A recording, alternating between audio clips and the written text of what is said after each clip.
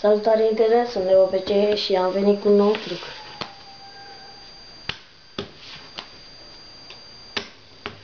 Să amestecăm pachetul.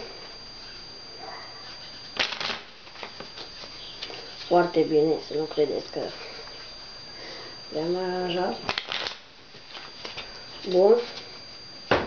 Mai bine de 2 ori. Mai amestecăm puțin. Bun. Și acum, cum am un spectator, o să trebuiască să aleg eu o carte. Să zicem că aceasta e bună. Să las cărțile de sus în spate. Bun, o să mă întorc fața. Să zicem aici cupul.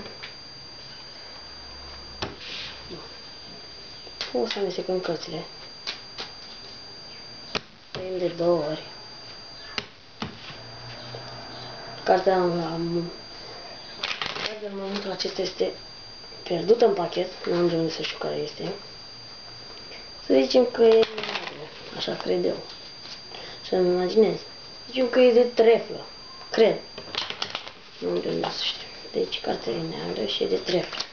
Spun eu. Dar dacă am întrebat pe altcineva, spune că nu. Sigur. Bun. Bun. În momentul acesta să întorc prima carte. Ok? E 4 de treflă, vedeți? Bun. Și dacă e 4 de treflă, sper să fac să fac cartea dumneavoastră.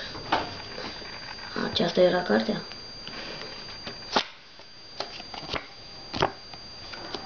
Bun. Eu sper să vă placă trucul acesta și dacă vreți să pun tutorial, vă cât mai multe like. Salut!